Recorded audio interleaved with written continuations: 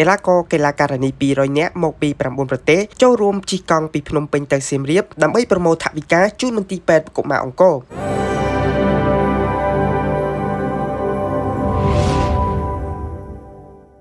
ព្រឹត្តិការណ៍ជិះកង់ដើម្បីទាំងអស់គ្នាលើកទី3ឆ្នាំ2026ក្រោមប្រធានបទជិះកង់ដើម្បីកុមារកម្ពុជាអបអរសាទរទិវាជិះកង់ពិភពលោកនិងទិវាកុមារអន្តរជាតិដែលបានចេញដំណើរការពីថ្ងៃសៅរ៍ទី30ខែឧសភាឆ្នាំ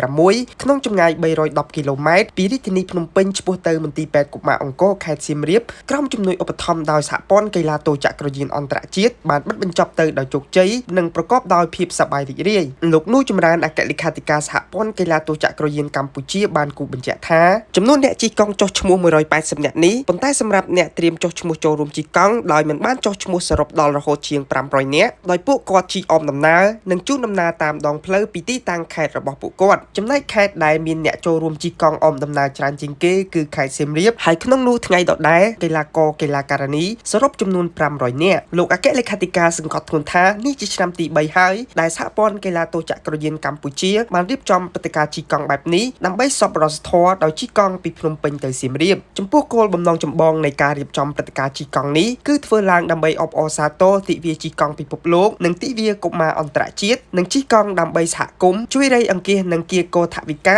សម្ភារៈមួយចំនួនជូនដល់មន្ទីរពេទ្យកុមារអង្គរខេត្តសៀមរាបព្រមទាំងបន្តការផ្សព្វផ្សាយឲ្យកាន់តែទូលំទូលាយជូនដល់កីឡាករកីឡាការិនីនិងមហាជនឲ្យចូលរួមជិះកង់ដើម្បីសុខភាពមិត្តភាពសាមគ្គីភាពឲ្យកាន់តែប្រសើរឡើងបន្ថែមទៀតតាមរយៈការរៀបចំនេះសហព័ន្ធចង់ឲ្យក្រុមជិះកង់តាមបណ្ដាខេត្តចូលរួមទាំងអស់គ្នាក្នុងដំណើរជិះកង់កម្សាន្តដើម្បីគោលដៅសប្បុរសធម៌និងការជិះកង់ចម្ងាយឆ្ងាយទៅកាន់ខេត្តសៀមរាបក៏ដូចជាចូលរួមចំណែកផ្សព្វផ្សាយដល់វិស័យជិះកង់និងវិស័យទេសចរណ៍នៅខេត្តសៀមរាបផងដែរសហព័ន្ធកីឡាទោចក្រយានកម្ពុជាបានចាត់ទុកថាព្រឹត្តិការណ៍ជិះកង់ដ៏ធំប្រចាំឆ្នាំនេះគឺដើម្បីរួមចំណែកដល់កិច្ចសប្បុរសធម៌ក៏ដូចជាការលើកស្ទួយដល់កីឡាទោចក្រយាននៅកម្ពុជាឲ្យមានសកម្មភាពផុសផុលកាន់តែច្រើនបន្ថែមទៀត